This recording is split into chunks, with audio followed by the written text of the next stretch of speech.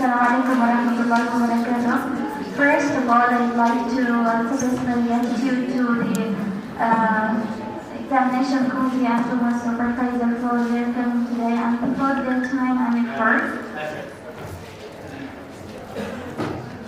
Okay, so I'd like to express my deepest appreciation to my supervisor, Professor Abdul for his patience, constructive comments, and as well as for his time and for devoted for reading every part of this thesis. Okay, and thank you for Professor David and Professor Bushra for their time and effort and their time. Okay, then. The topic of my thesis is the challenges of translating conceptual metaphors in Islamic texts from English to Arabic by senior translation students at the Faculty of Languages, صنعاء University. To start with the background of the study. Okay, for metaphor means comparing two similar elements without using comparison words like, as, like, and the same. Okay, we have two approaches for metaphors.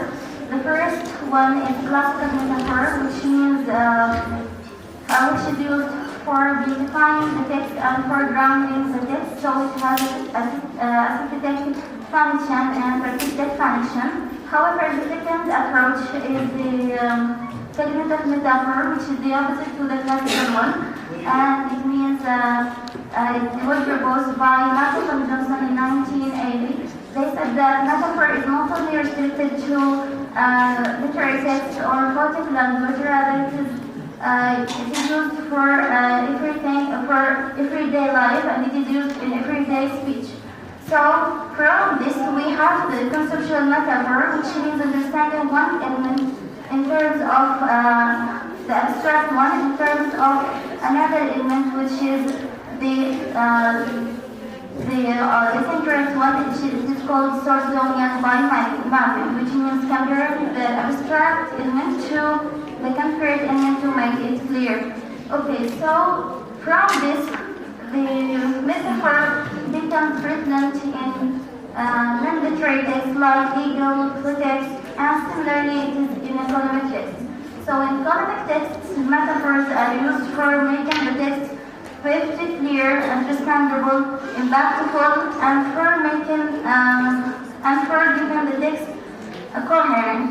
Okay, so after that we have rationale or the reason behind choosing this topic. This topic was chosen due to the misconception that metaphor is only restricted to non-literary texts, and this is not true because it is prevalent in non-literary texts.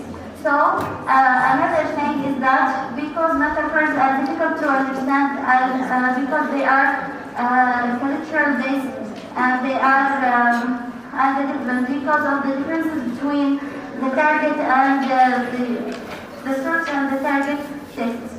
Also, because it was overlooked by previous studies who studied the metaphor, all the previous studies were analytical ones, and they didn't focus on the analytical for the translation provided by famous translations for famous journals, and they didn't focus on the challenges that students face nor the strategies they use.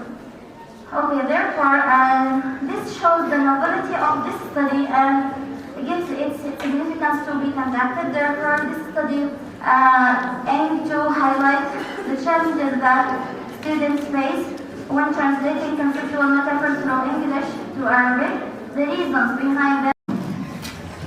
قرار لجنة المناقشة والحكم رقم 488 لسنة 2025 إنه يوم الثلاثاء 11 رجب 1447 هجرية الموافق 30/12/2025 اجتمعت لجنة المناقشة والحكم على رسالة الماجستير المقدمة من الطالبة الهام محمد عبده سعيد غالب المسجلة كلية اللغات قسم الترجمة والمشكلة بقرار مجلس الدراسات العليا والبحث العلمي في المحضر الاجتماعي رقم 500 بتاريخ 15/12/2025 بتشكيل لجنة المناقشة وحكم الأساتذة.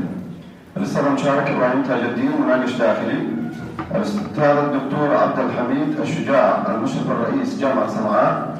الأستاذ المشارك الدكتورة بشرى ناصر المصوبة مناقش خارجي من جامعة حجة. عن رسالتها الوصول تحديات ترجمة الاستعارات المفاهيمية في النصوص الاقتصادية من الإنجليزية للعربية لدى طلبة المستوى الرابع ترجمة كلية اللغات جامعة صنعاء. قامت الطالبة بعرض موضوع رسالتها على لجنة المناقشة والحكم وتمت مناقشة الطالبة، وبناء على ما تقدم فإن اللجنة توصي بالآتي: تمنح الطالبة الهام محمد عبده سعيد غالب درجة الماجستير في قسم الترجمة تخصص دراسات الترجمة بتقدير ممتاز وبنسبة 95% مع التوصية بنشر الرسالة وتداولها بين الجامعات. وشكرا لكم.